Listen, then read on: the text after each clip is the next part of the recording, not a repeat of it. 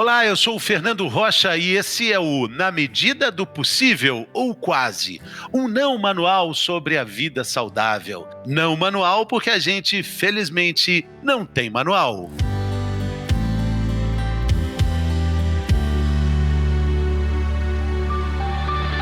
A pandemia está cobrando um preço muito caro da saúde mental de jovens e adolescentes.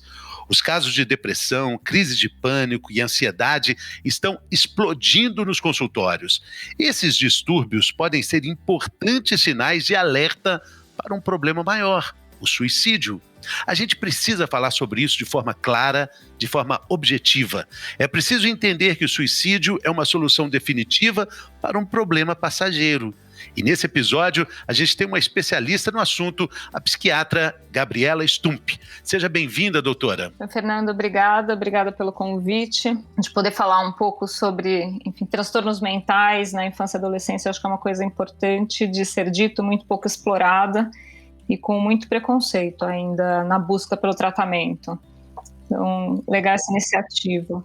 Obrigado. Na sua opinião, doutora, existe uma relação muito mais próxima da pandemia com esses distúrbios de saúde mental de jovens e adolescentes? Eles estão sendo muito mais afetados do que a gente pode imaginar? Em princípio, sim. Tem alguns estudos que mostram que quem já tinha alguma patologia psiquiátrica dos adolescentes tem uma piora em até 80% deles tiveram piora. E alguns estudos, não estudos, científicos tão claros, mas algumas enquetes, algumas pesquisas que foram feitas mostraram que até 72% dos jovens gostariam de ter algum tipo de ajuda de saúde mental, pensariam que poderiam se beneficiar de algum tipo de ajuda de saúde mental durante esse período de pandemia. É um número expressivo, né? Por acaso, o nosso podcast, né, se chama Na Medida do Possível, ou Quase, um não manual sobre vida saudável, mas essa história da gente não ter manual, ela permeia a nossa vida toda, né? A gente não tem um manual para lidar com crianças, com adolescentes, lidar com adultos iguais a gente, nós não temos manual. Existe uma questão assim, muito importante, esse aumento do convívio entre pais e adolescentes e jovens, trouxe também outros problemas que a gente não sabe como lidar com eles, né? Sim, isso trouxe o problema, né? Uma dificuldade, pelo convívio excessivo, todo mundo mais irritável, todo mundo tendo que lidar com novos desafios. Então, acho que isso é uma questão. Embora exista indícios de que algumas famílias se beneficiaram, né, desse convívio, dessa aproximação entre pais e filhos, a possibilidade de ter o almoço em conjunto, de poder compartilhar outras coisas, e outras que tiveram, maiores dificuldades, né? Os estudos também têm apontado que você tem maiores problemas naquelas famílias mais, claro, com maiores desestruturas, onde você passa por questões de luto, perda de pessoas próximas, perda de emprego e outras questões que causam vulnerabilidade social. Mas em diversos aspectos, eu estava vendo até uma questão falando de obesidade na infância e adolescência, então um estudo que mostra que a questão de alimentação, algumas famílias tiveram melhora da alimentação por essa proximidade, a cozinha em casa, então melhora do padrão alimentar. E enquanto que outras, e aí também acaba estando relacionado com a renda, tiveram uma piora desse padrão. Exatamente. É difícil até traçar esse diagnóstico porque a gente está atravessando essa fase, né? A gente ainda não viu essa luz no fim do túnel. Na verdade, acho que a gente ainda nem achou o túnel, né? E não é exagero dizer isso, né, doutora? Agora, qual é essa relação desses problemas, esses transtornos mentais, como eu falei na abertura, né, de crise de pânico, ansiedade, depressão, com um ponto final como suicídio? É exagero falar sobre isso? É exagero colocar o suicídio nessa mesma frase? Então, não é exagero falar que seja, que isso são questões que a gente precisa olhar. É muito claro que a taxa de suicídio é muito mais alta entre aqueles que apresentam algum quadro mental prévio, algum transtorno mental prévio, principalmente depressão. Mesmo quadros ansiosos e pânico também aumenta o risco, mas não de forma tão importante, considerável, quanto a depressão em si. E a gente tem entre os jovens aproximadamente 15% dos jovens com ideação suicida, e não estamos falando da pandemia, e 6% aproximadamente com tentativas de suicídio. Isso a gente fala de estudos anteriores à pandemia. A gente tem alguns estudos que mostram que existe talvez um aumento de prevalência, é um estudo que tem mais claro do começo do ano de 2020, que mostra alguns meses específicos que eles tiveram maior busca de atendimento por tentativa de suicídio. Não é um aumento constante ao longo dos meses de fevereiro a julho, mas alguns meses específicos relacionados a agravo das questões pandêmicas. Algumas pesquisas americanas, eu estava fazendo uma pesquisa para essa conversa nossa, vi que em 2018 o suicídio foi a segunda causa de mortes entre jovens e adolescentes nos Estados Unidos, né? Que ainda não existem os números pós-pandemia, mas que eles certamente vão representar um número muito alto, né? Aqui no Brasil também não temos ainda essa expectativa, essa perspectiva. Não, a gente não tem dados. Eu também pesquisei alguma coisa para ver se tinha alguma coisa mais nova, não encontrei dados no Brasil que sejam consistentes. Mas a sua perspectiva é do consultório, né, doutora? E no consultório dá para perceber esse aumento de demanda, né? A perspectiva do consultório foi de um aumento de demanda importante no segundo semestre do ano passado. Final do ano foi algo assim, estourando, com muito mais casos de depressão mais graves, na verdade, e mais tentativa de suicídio. Assim, eu tive mais pacientes com tentativa de suicídio o ano passado do que os anos anteriores. Isso sem sombra de dúvidas, pacientes que chegaram para mim. Um outro quadro que também teve um aumento importante foi de transtorno alimentar em meninas. Eu também fiz uma pesquisa o ano passado, tem um aumento claro nas clínicas especializadas de busca com mudança, com um aumento de transtorno alimentar. Se a gente considera aí, colocando nesse caldo de problemas aí as redes sociais, o fato da gente estar enxergando o palco dos outros e olhando só para o nosso bastidor, colocando a perspectiva do jovem, do adolescente, que já é aquele turbilhão de hormônios ali, isso atrapalha muito. As redes sociais, elas não existiam em décadas anteriores da forma como elas existem agora, junto com a pandemia, né? Sim, existe sim, claramente uma questão das redes sociais. Em relação à questão de transtorno alimentar, é muito claro, né, que existe, porque, enfim, é uma patologia que está diretamente relacionada à comparação do corpo, essa questão da cultura e da exposição, então isso é uma coisa que é muito claro. O que tem também ficado muito claro é o número de adolescentes que provocam autolesão, né, não suicida, que é a coisa dos cortes, ou cutting, que se fala. Tem um aumento assim, estrondoso da quantidade de adolescentes que fazem isso em relação à época que eu comecei a fazer psiquiatria, antes das redes sociais, e está muito sim relacionado à busca e a fazer um comportamento que imite outros adolescentes, ou a disseminação dessa forma, isso como uma estratégia de diminuir o sofrimento, né? Porque é o que normalmente eles falam, faço isso porque aí eu consigo dar uma corporeidade para um sentimento, para uma dor que não é corpórea.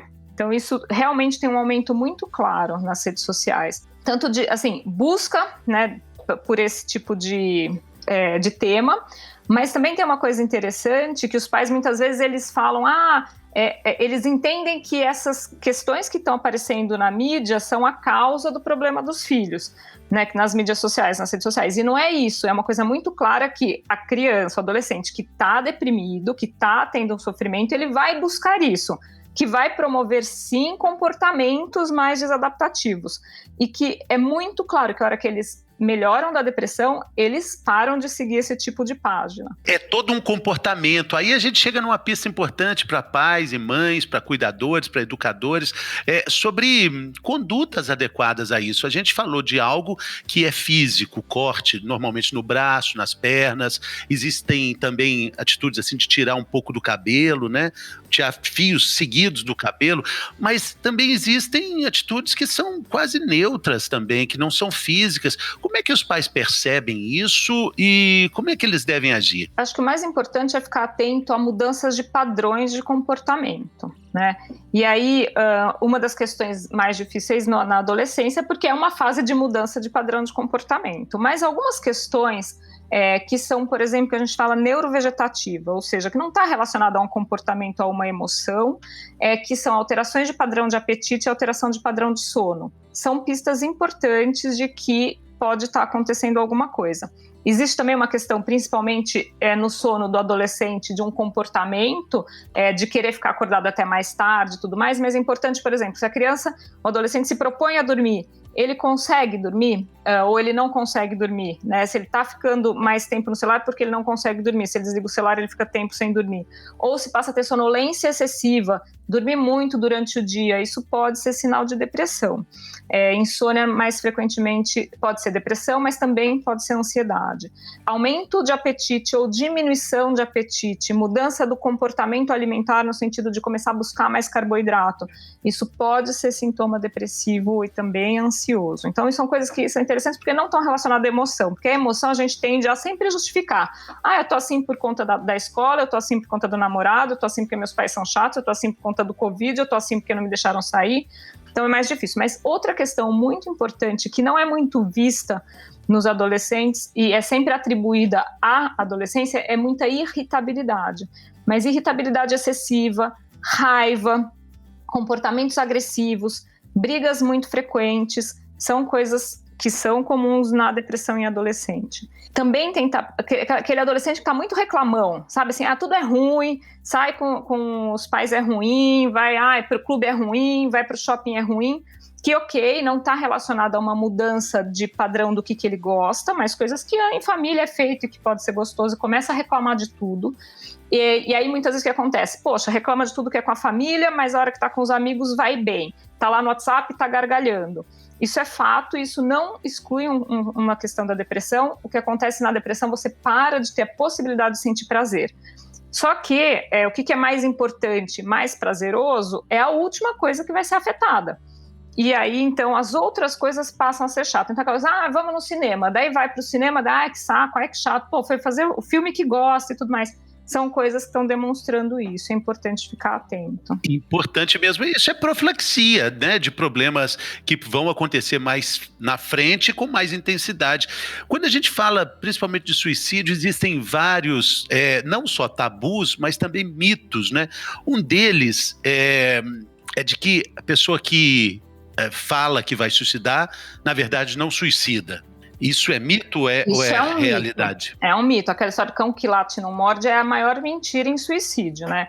O suicida, ele vai expressar, ele vai falar, isso é um pedido de ajuda, e é justamente o não olhar para este pedido de ajuda que vai levando a ideia de que, bom, tá vendo? Ninguém liga mesmo. Eu falo que eu vou me matar, ninguém dá ouvidos. Então, talvez eu não seja mesmo tão importante. Porque o que segura, né, uma das coisas importantes que seguram o suicida são os vínculos e as pessoas, eles entenderem o que eles vão causar com quem ama, e aí, quem os ama, e aí a hora que ele vai tendo esses indícios, né, esse não ouvido, ele vai entendendo que, ok, ele pode cometer um suicídio porque ele não está causando nada demais para ninguém, ou ele vai causar até alívio porque ele está sendo um peso na vida dessas pessoas.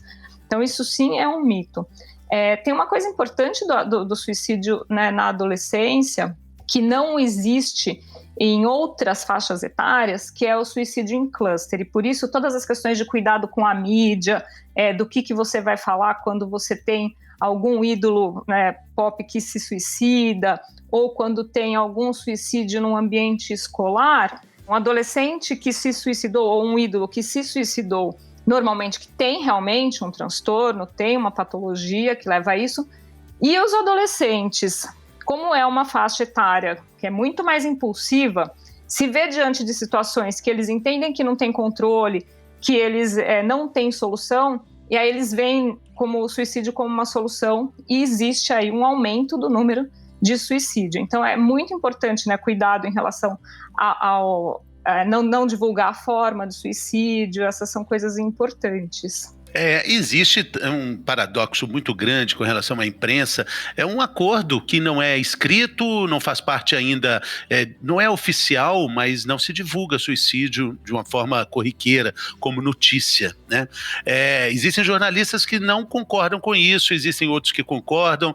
Do ponto de vista da psiquiatria, qual a sua opinião? Do ponto de vista da psiquiatria, acho que a gente precisa ter um cuidado muito grande com isso, porque, de fato, existe essa questão do adolescente entender, diante de uma notícia ou de alguém que resolveu o problema da vida desse jeito, fazer isso de forma impulsiva. Mas para o adulto também, né? Aquilo que foi dito aqui, uma solução definitiva para um problema temporário. Sim, mas o adulto normalmente ele passa por, ele está num quadro clínico, ele está passando por um sofrimento de uma patologia, enfim, existe ali toda uma sequência, né, de um sofrimento com uma ideação, e o suicida ele não resolve hoje tem algo ruim e eu me suicido, né? Existe todo um caminho de pensamento, que é desde pensamento de morte, ideação suicida, plano suicida e até a tentativa, né? E isso leva um tempo, e é esse tempo que a pessoa pede ajuda, né? Que ela escreve carta, que ela fala, que é o tempo que ele vai tendo isso como uma possibilidade e ele vai como se reconciliando com a ideia, bom, isso realmente é uma ideia. Então, no adulto, claro, os jovens também fazem esse caminho, todo mundo, em princípio, faz esse caminho. Mas essa questão do suicídio em cluster são os jovens que não têm a patologia, mas fazem isso de forma impulsiva diante de um problema específico. Isso não existe nos adultos.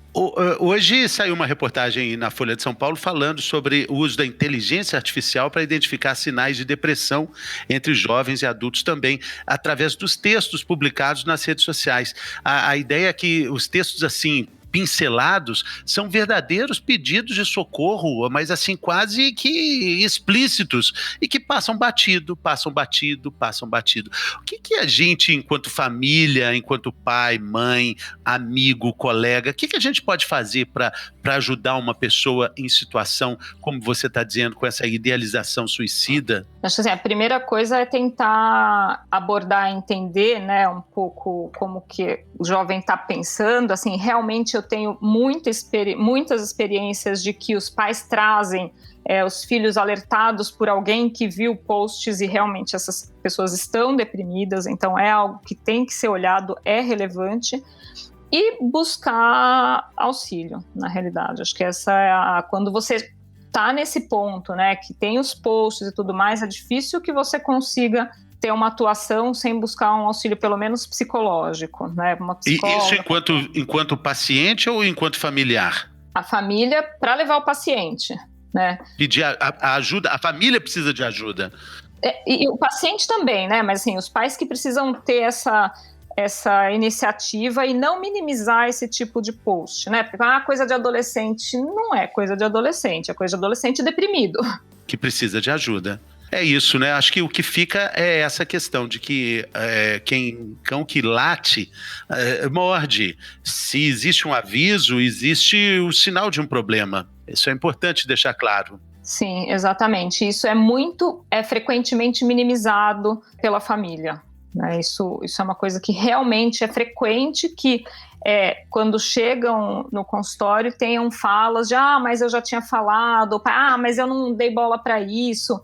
Porque é isso, mas quando tá no WhatsApp tá legal, tá batendo papo com os amigos. É fato, então eu tô achando que é só com a gente, é um problema, né, da relação adolescente. Não é. E é uma coisa que eu falo para os pais, é preciso seguir os filhos nas redes sociais. Eu sei que eles criam um monte de fakes e tudo mais, mas tentar seguir, ter pessoas que sejam mais próximas, que sigam nas redes sociais, é importante porque a gente vê bastante alteração de comportamento. Eu já tive pacientes que têm muita dificuldade de falar o que está sentindo e que eu pedi autorização para seguir pela rede social para eu conseguir monitorar o humor do paciente. Então, é razoavelmente fidedigno. De certa forma, esse nosso podcast também fica aí como material de consulta para que possa, no futuro e no presente também, ajudar muitas famílias. Doutora Gabriela Viegas Stupp, muito obrigado pela participação. Obrigado pela sua generosidade e seu tempo aqui conosco. Valeu demais. Obrigada. Muito obrigada, Fernando. Até mais. Falou, pessoal. Até a próxima.